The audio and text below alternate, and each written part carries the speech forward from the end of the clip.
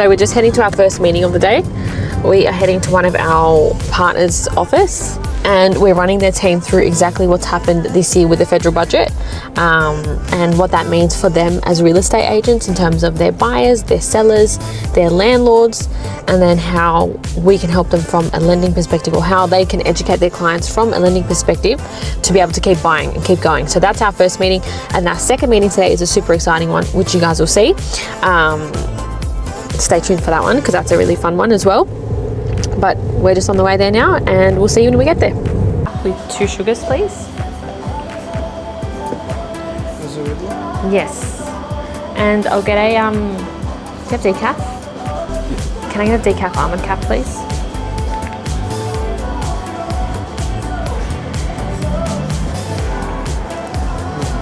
Thank you. You renovated, Yeah, right? Oh, there we go. Nice. I'm just running through my briefing and my slides and my notes of what I've prepared for them. So we're going to cover off key federal budget changes, how the changes are impacting lending and borrowing capacity, and then, like I said, tips for buyers, sellers and landlords. I'm just reading over these right now so that when I get in there, I'm pretty much ready to go. We're just pulling up to our first location right now, and we'll chat to you once we're in there. To investment properties. So we're looking at negative gearing, massive one, being shifted towards and incentivized towards new builds only. Existing investors, so your landlords who own investment properties, their negative gearing benefits are grandfathered, which means they're still going to get them.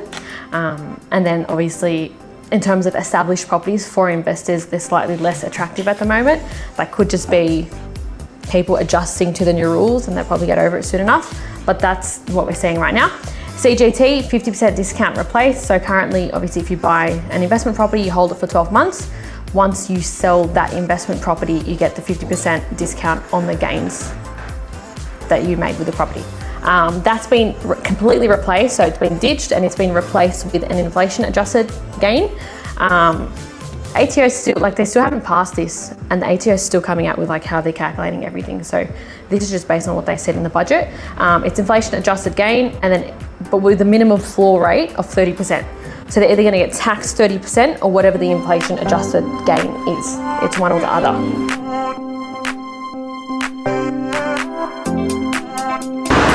We just wrapped up at Ray White in the inner west. Lots of really good insights, understanding where their buyers and sellers are at. I know they've had a few properties pass through, which is what I've been saying recently. It is a good opportunity because buyer incentive is down. It is a good opportunity for people to be buying properties at a more negotiated rate than they could have before. That's what we discussed. We ran through everything. We ran through all the changes, and as you can imagine, they had lots and lots of questions of what it means for their buyers, what it means for their sellers, what their landlords are going to look like, what it's going to look like for everybody. And yeah, I'm pretty happy with how that went. We're just on the way to our next meeting, and stay tuned because it's going to be a fun one.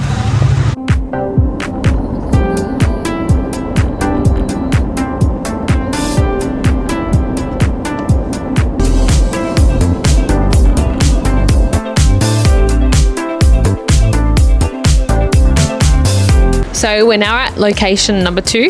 Come up. Let's have a look. Here's a hint. Here's a clue. Let's go.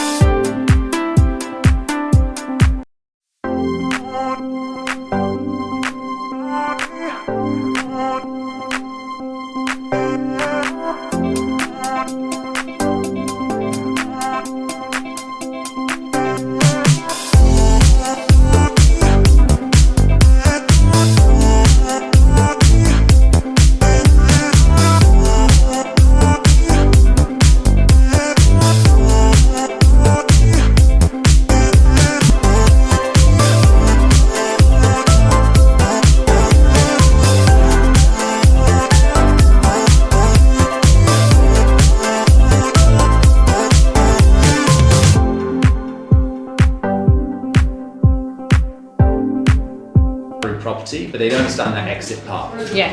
G'day. There you go. Hello. Jack. Diana. Hello. Hello. Nice to meet you. Piece, not like this is funny. Yeah. So I'm less about that. Yeah. To be honest. Yeah.